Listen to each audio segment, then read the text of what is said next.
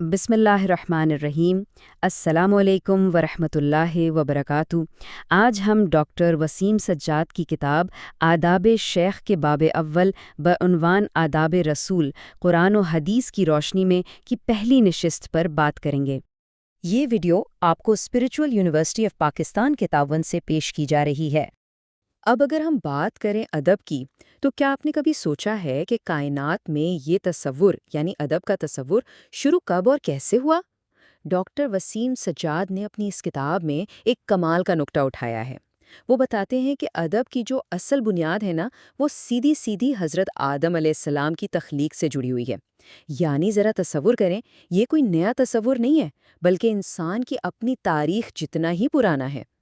اور یہیں سے ہمیں ایک بڑا زبردست قسم کا موازنہ دیکھنے کو ملتا ہے۔ جب اللہ تعالیٰ نے حضرت آدم علیہ السلام کو اپنا خلیفہ چنا اور سب کو سجدے کا حکم دیا، تو وہاں دراصل دو ہی راستے تھے۔ ایک طرف فرشتے تھے جنہوں نے فوراً اللہ کے حکم کی تعمیل کی اور سجدے میں گر گئے۔ یہ کیا تھا؟ یہ سراسا ادب تھا۔ اور دوسری طرف ابلیس تھا جس نے تکبر میں آ کر انکار کر دیا۔ یہ جو انکار تھا نا، بس یہی گستاخی اور بے ادبی کی سب سے پہلی بنیاد بنا۔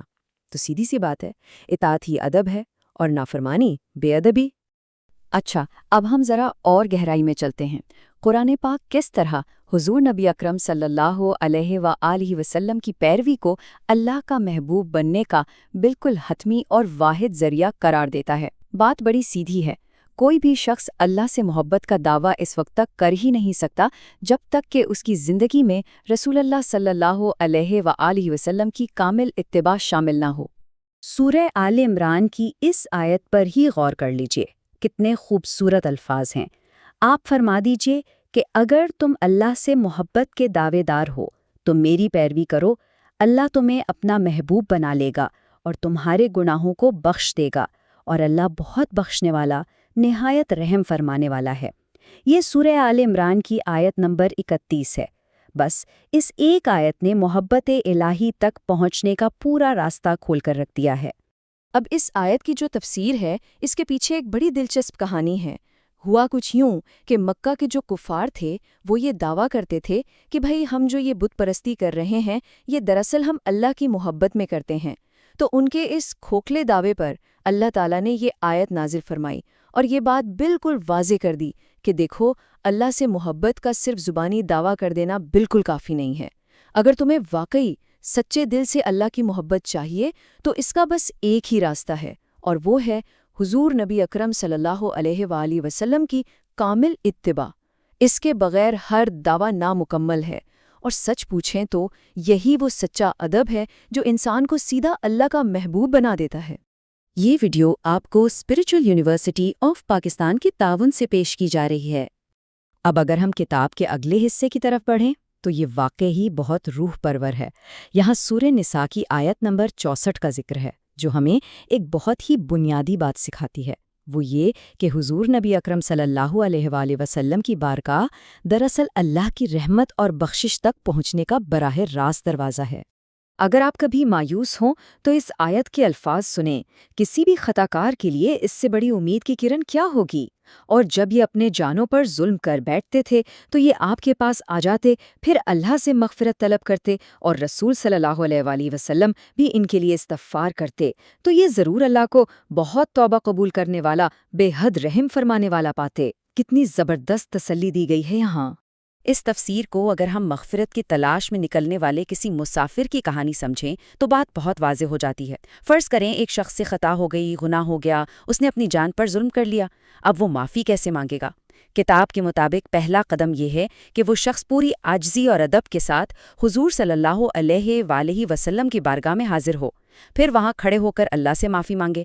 اور سب سے کمال بات یہ ہے کہ جب وہ اس ادب کے ساتھ حاضر ہوتا ہے نا، تو حضور صلی اللہ علیہ وآلہ وسلم بھی اس کے حق میں اللہ سے سفارش کرتے ہیں۔ اور ذرا سوچیں، جب رسول خدا کی سفارش شامل ہو جائے تو کیا اللہ توبہ قبول نہیں فرمائے گا؟ بالکل فرمائے گا۔ یعنی ادب کے ساتھ بارگاہ رسالت میں حاضری ہی بخشش کی اصل چابی ہے۔ مغفرت کی اس خوبصورت بات کے بعد اب باری آتی ہے انعام کی۔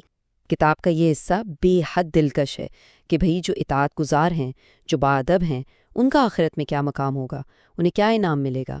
اس کے لیے سورہ نساء کی آیت نمبر 69 میں بڑا واضح اعلان کیا گیا، جو اللہ اور رسول صلی اللہ علیہ وسلم کی اطاعت کرے تو وہ ان لوگوں کے ساتھ ہوں گے جن پر اللہ نے انعام فرمایا ہے، جو انبیاء، صدیقین، شہداء اور صالحین ہیں، اور یہ کیا ہی عمدہ ساتھی ہیں۔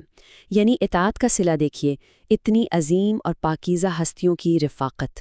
اس آیت کی تفسیر میں ایک واقعہ ملتا ہے جو آپ کے دل کو چھو لے گا۔ ایک انصاری صحابی تھے جو حضور نبی اکرم صلی اللہ علیہ وآلہ وسلم کی خدمت میں حاضر ہوئے، لیکن اس دن وہ بہت اداس اور پریشان تھے۔ انہوں نے عرض کی، اے اللہ کے نبی، میں ایک بات سے بڑا گھبرایا ہوا ہوں۔ ہم یہاں صبح و شام آپ کے چہرہ مبارک کی زیارت کرتے ہیں، لیکن کل قیامت کے دن تو آپ انبیاء کے بلند ترین درجات میں ہوں گے، ہم تو وہاں تک پہنچ ہی نہیں پائیں گے، تو پھر ہمارا کیا بنے گا؟ ان کے دل میں دراصل جنت کے اندر آپ صلی اللہ علیہ وآلہ وسلم کی جدائی کا بڑا شدید خوف تھا۔ یہ سن کر حضور نبی اکرم صلی اللہ علیہ وآلہ وسلم کچھ دیر کے لیے بالکل خاموش ہو گئے۔ اور پھر آپ جانتے ہیں کیا ہوا؟ اس پرسکون خاموشی کو توڑا ایک الہامی خوشخبری نے۔ یہی آیت نازل ہوئی جو ان تمام لوگوں کے لیے ایک بہت بڑی بلکہ کائنات کی سب سے بڑی خوشخبری بن کر اتری، جو اللہ اور اس کے رسول کی سچی اطاعت کرتے ہیں۔